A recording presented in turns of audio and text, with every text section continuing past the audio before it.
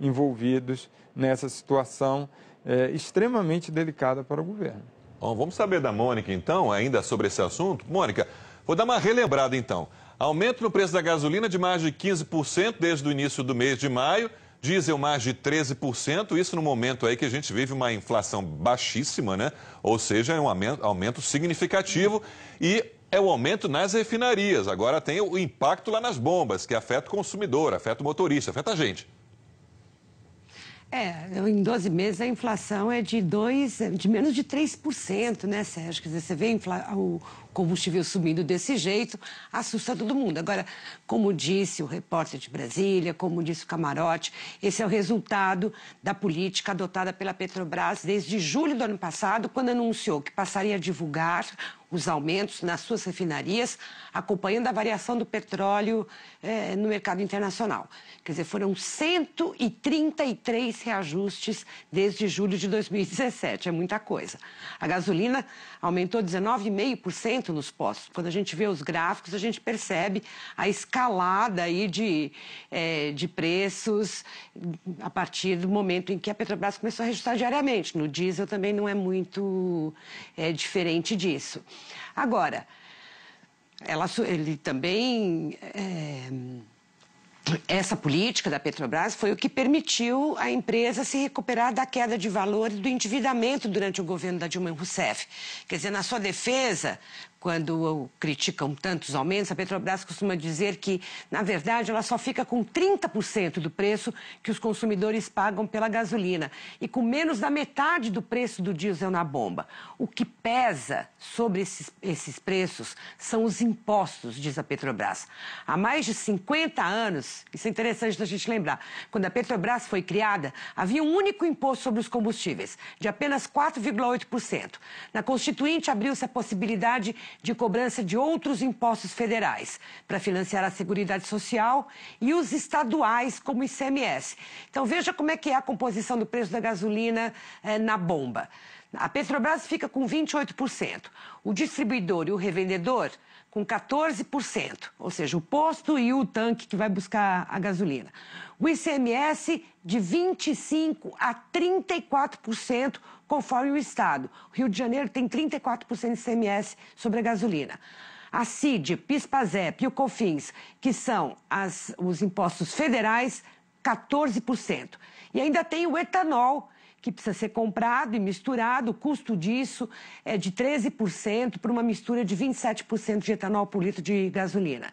No caso do diesel, a Petrobras fica com 49%, o distribuidor e o revendedor com 15%, o ICMS com 16%, a CID, PIS, PASEP, COFINS, impostos federais 14%, o biodiesel de 6%. Então, dá para a gente ver muito bem que a margem do governo federal é pequena no que diz respeito aos impostos. Na gasolina e no diesel, a sua parte equivale a apenas 14%. Tentar reduzir o ICMS, isso sim é que é difícil. Hoje, em todos os estados brasileiros, o ICMS sobre a venda de combustíveis ao consumidor é a fonte de renda número 1 do imposto. São 134 bilhões de reais por ano para os estados. Então, não tem muita alternativa, como disse o Camarote, a situação é complicada. Talvez eles tenham que optar mesmo por intervalos maiores entre os aumentos para acalmar os caminhoneiros e os consumidores. Só no exemplo desse drama dos impostos, Rio de Janeiro, que é produtor de petróleo, a gasolina custa mais caro aqui do que em Brasília, por exemplo, onde não há produção de petróleo, onde não há refino. Sandra, essa política adotada pelo Brasil desde o ano passado, pela Petrobras, ela já existe nos Estados Unidos, né? Variou o preço do petróleo no mercado internacional, já muda imediatamente na bomba para o consumidor. Isso é quase que instantâneo. É instantâneo, Sérgio. Agora, as pessoas estão apavoradas aqui com essa alta do petróleo, né, que chegou a bater $80 o barril na semana passada, porque o verão está se aproximando, né, Sérgio? As pessoas viajam muito de carro por aqui e isso também tem impacto nas passagens aéreas. Então, e fora que para o governo isso é péssimo, né? Porque a gente sempre fala aqui, né? O americano anda muito de carro, muito mais do que no Brasil, e as cidades não têm transporte público eficiente, a maioria das cidades. Principalmente, bom, só Nova York praticamente que tem um transporte público extremamente eficiente. Então, pensando que em novembro tem eleições que vão renovar 1/3 do Senado e toda a Câmara, não é um bom negócio para nenhum presidente, nesse momento, ter uma alta do petróleo no mercado internacional, porque isso tem nada a ver com o Brasil, tem nada a ver com os Estados Unidos. Agora, Camarote, o brasileiro não está acostumado com isso ainda. Fica um pouco perdido na hora de ir ao posto de gasolina para abastecer o automóvel ou o caminhão. Não tem muita noção. Quanto que vai estar? Está barato ou está caro, né? Comparado com outro posto ou não?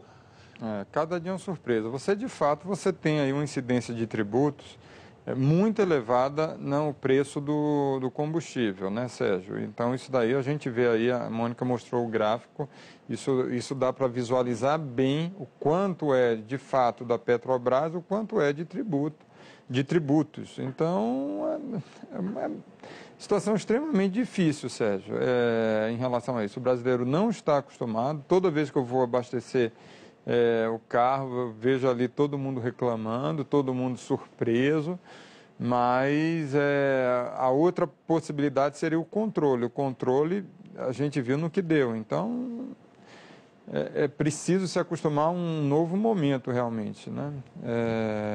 Não é simples. E o Vitor Boiadian já avisou aí, amanhã tem novo aumento da gasolina e do diesel nas